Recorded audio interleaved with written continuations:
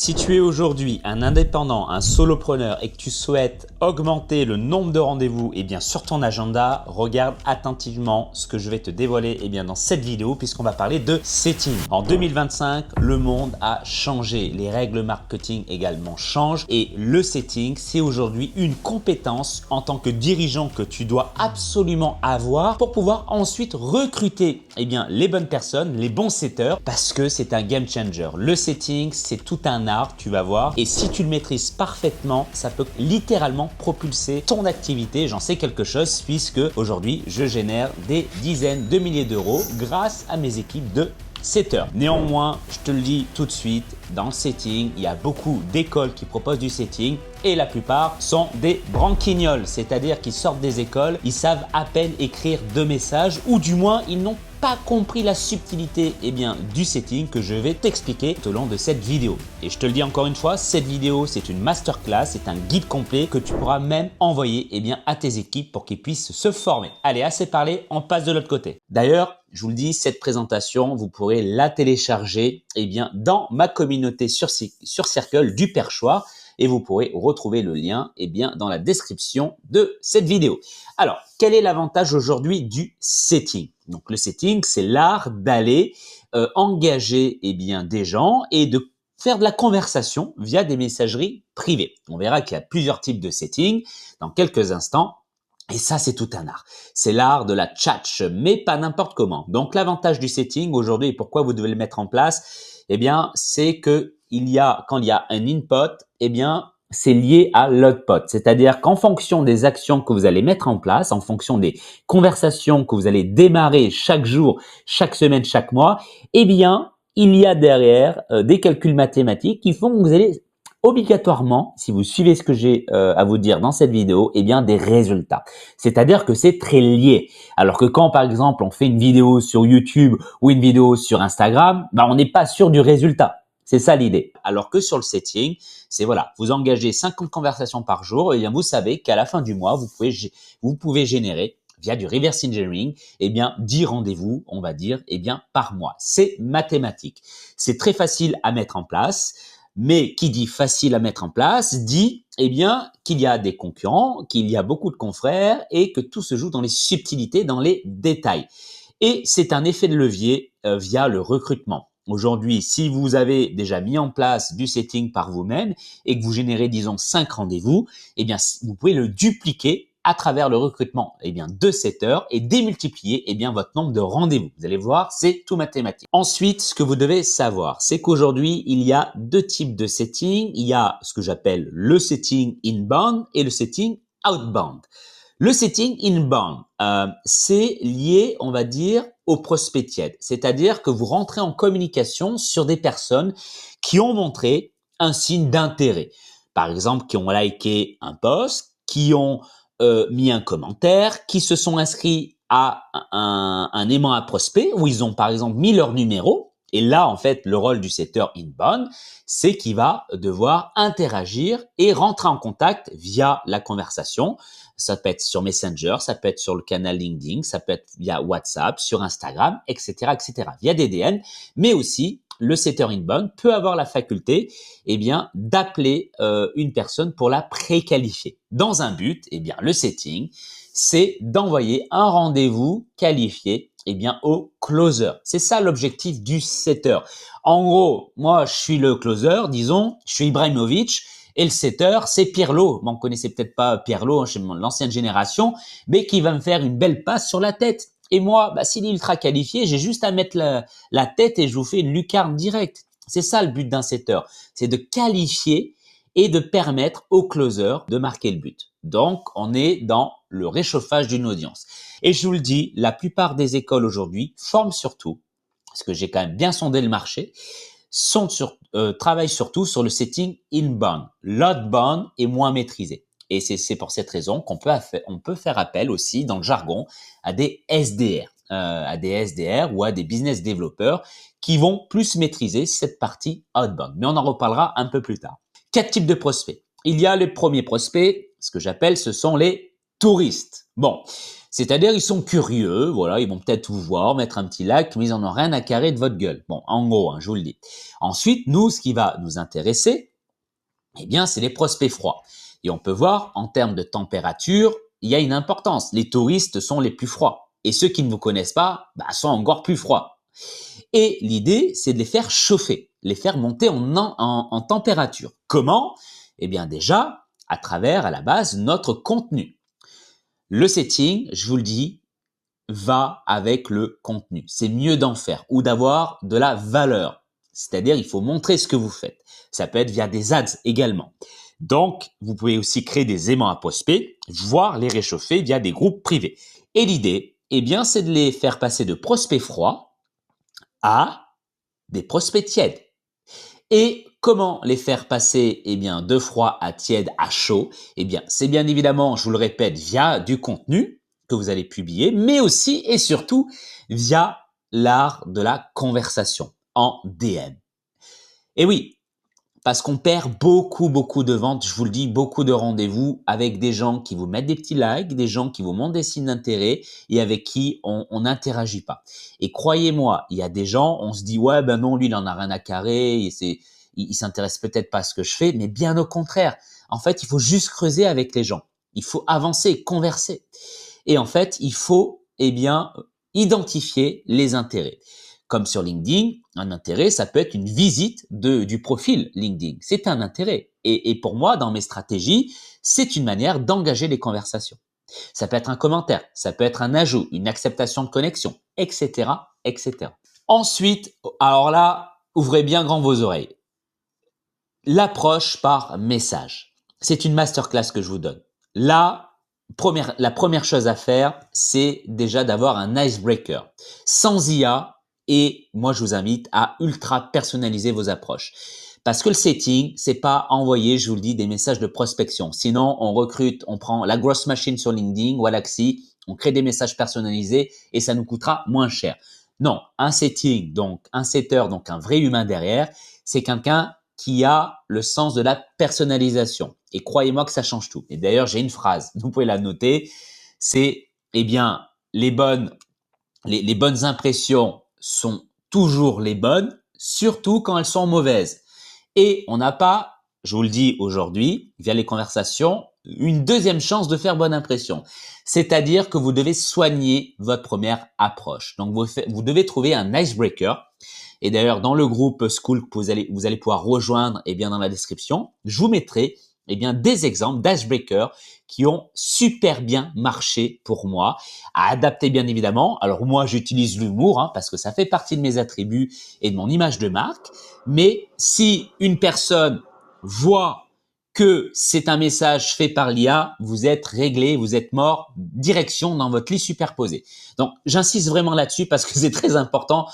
Le premier message est fondamental. Et ensuite, le setting, c'est l'art de poser les bonnes questions. C'est la maïotique, comme on dit dans le coaching. C'est l'art de faire accoucher les âmes.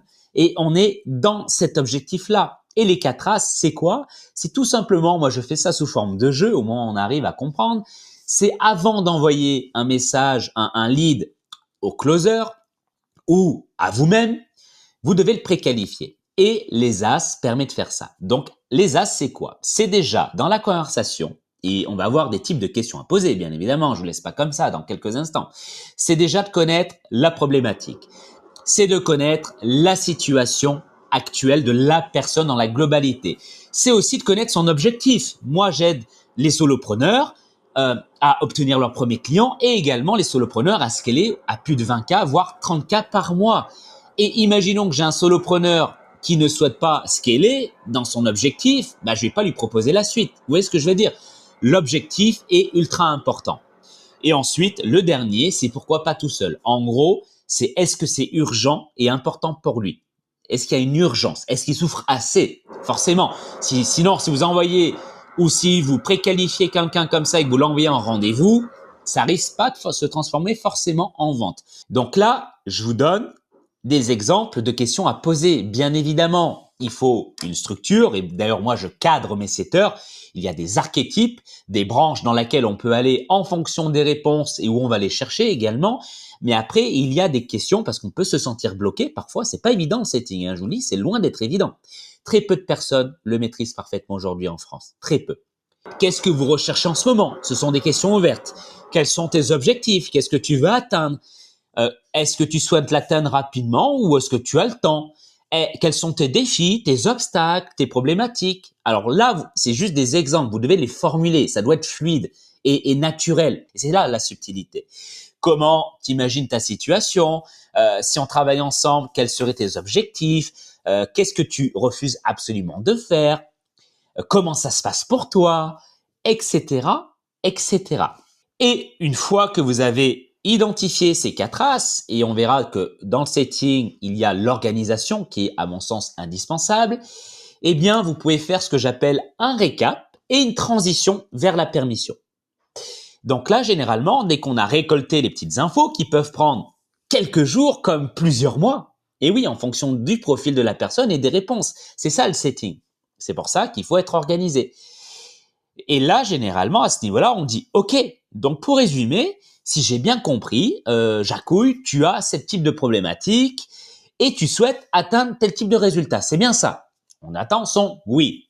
Et là, la transition, c'est « Eh ben, alors, pour être franc avec toi, et vous le faites à votre sauce, par rapport à ce que tu me dis, eh bien, je peux vraiment te guider, je peux vraiment t'aider.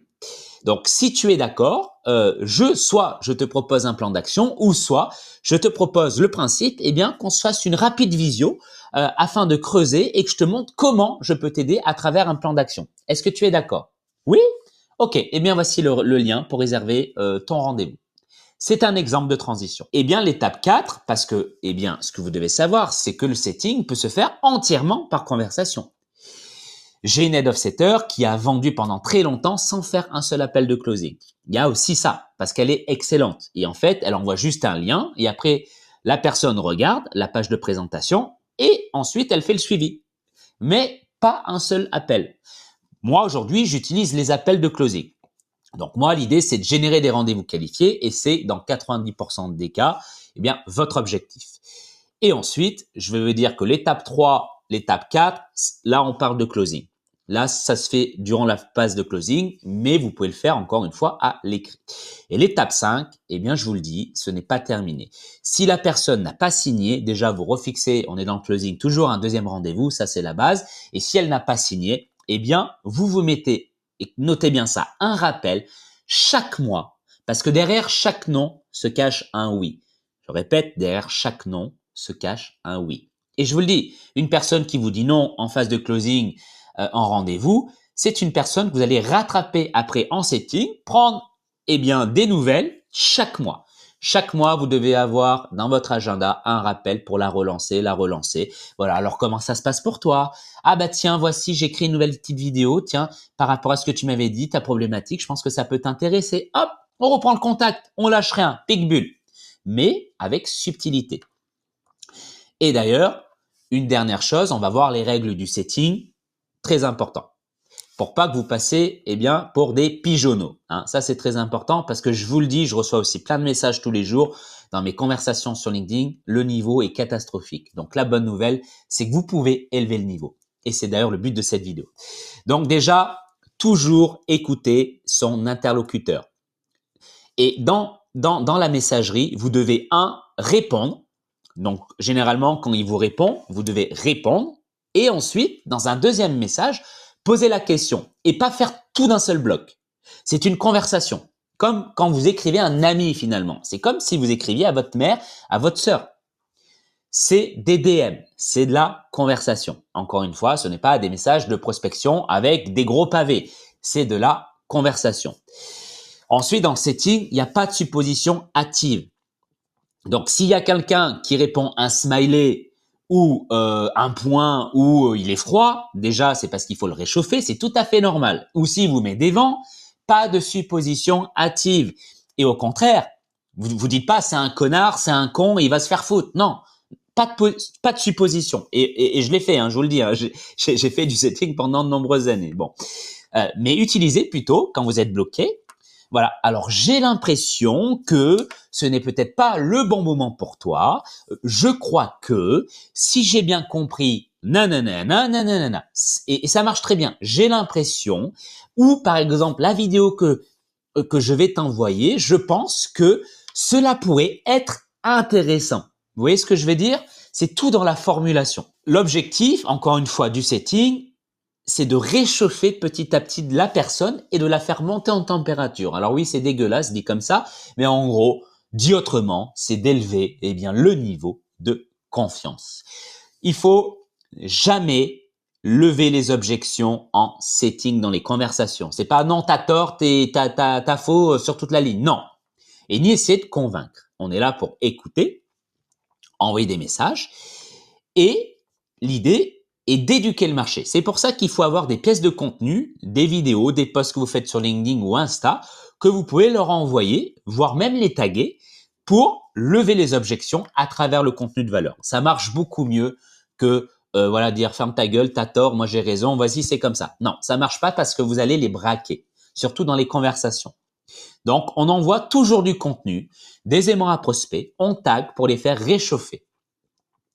Et règle importante, ne jamais laisser une conversation morte, sauf si c'est un non.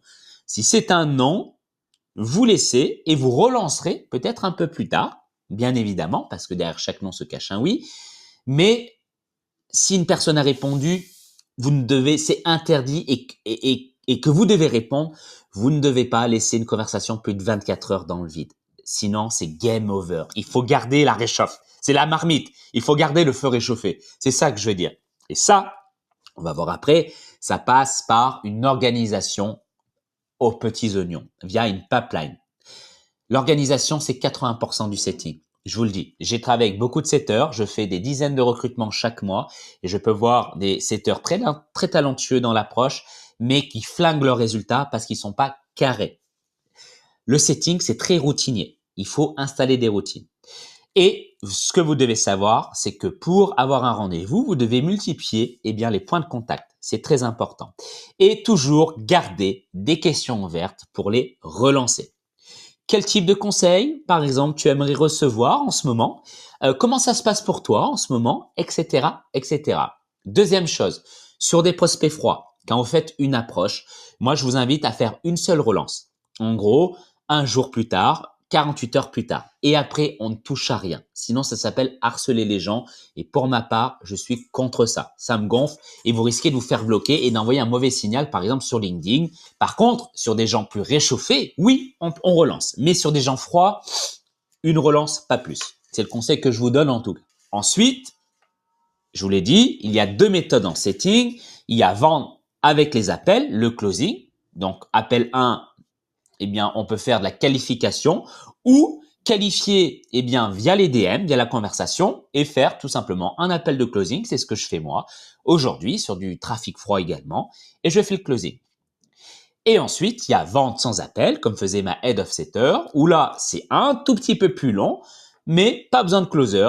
Ça demande un peu plus de suivi, mais il n'y a pas besoin d'appel. Voilà, chacun a son avantage, mais si vous êtes pas très à l'aise en vente, en appel, ça peut être une bonne opportunité. Voilà, c'est à choisir en fonction de la stratégie que vous souhaitez.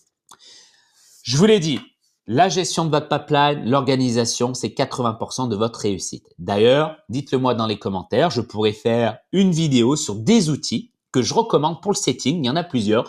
J'en ai testé plein. D'ailleurs, il y en a 3 que je recommande. Dites-moi dans les commentaires, notez setting et je vous ferai prochainement une vidéo où je vous présenterai ces différents outils. Donc, il y a Folk, qui est adapté pour LinkedIn, qui est adapté pour Instagram et également sur Facebook. Ça coûte pas cher, c'est minimaliste et c'est très bien pour commencer. Il y a des gens qui font ça sur Asana ou sur Trello aussi. Ça marche très bien, minimaliste.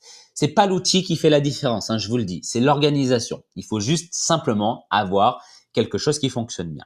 Et moi, j'ai ma Rolls-Royce sur LinkedIn et c'est adaptable également sur Instagram. C'est Breakcall. Breakcall, alors ça coûte un peu de noisette, mais par contre, ça permet de centraliser les conversations, notamment sur LinkedIn, au même endroit. Ça permet d'avoir les posts de tous les gens que vous suivez et de liker, mettre des commentaires, donc de toujours rester top of mind. Et ça, c'est super important. Et ce que vous devez savoir, c'est que dans le setting, vous devez créer ce qu'on appelle une pipeline. C'est-à-dire, eh bien, d'avoir les gens, conversation débutée, les gens que vous avez ajoutés, les gens qui ont accepté, l'icebreaker qui a été envoyé, les relances, les gens où vous avez obtenu les 4 traces, etc., etc. Et là, notez bien parce que dans les écoles, ils savent pas ça, alors que pour moi, c'est l'essentiel dans le setting. Ils sont mal formés. Une pipeline, quand on est un setter, ça se lit de droite à gauche. Pourquoi de droite à gauche? Parce que les gens dans votre pipeline qui sont à droite sont des gens qui sont censés être plus chauds. Quand on s'organise dans le setting, on se concentre d'abord sur les gens chauds pour ensuite aller vers les gens de plus en plus froids. Et s'il n'y a plus personne dans votre pipeline, ce qui m'étonnerait après plusieurs semaines de travail, eh bien là, vous pouvez rajouter de nouvelles personnes pour montrer des intérêts via le contenu ou aller chercher des gens plutôt froids. Mais une pipeline, je le répète, c'est de droite à gauche. Si vous respectez cette règle-là et que vous êtes routinier, que vous avez des process, rien ne vous arrêtera en setting. Rien. Vous allez être un fucking bulldozer et très talentueux. Voici un tableau de tracking. Encore une fois, c'est un tableau, bon, ça m'a coûté 1 millier d'euros pour le faire, je vous le dis, avec une experte en Excel. En Excel, c'est un Google Sheet d'ailleurs. Et c'est un tableau que je demande personnellement moi à chaque setter de remplir. Ça fait une moyenne, il y a la moyenne sur le mois, l'année, la semaine, le jour, bref, c'est indispensable pour pouvoir ensuite voir où se cachent les couilles dans le pâté.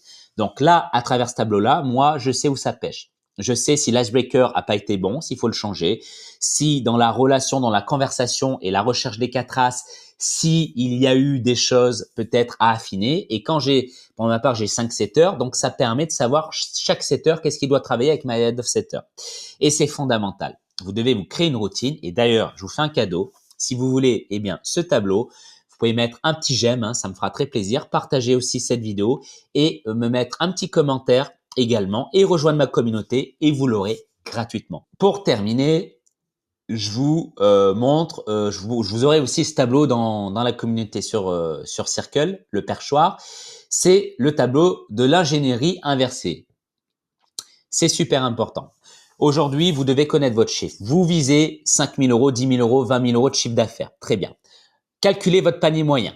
Un programme, c'est combien chez vous? Voilà, généralement, c'est 3 000 euros. Très bien. Ça veut dire qu'il vous faut combien de clients? Ok, disons 5 clients.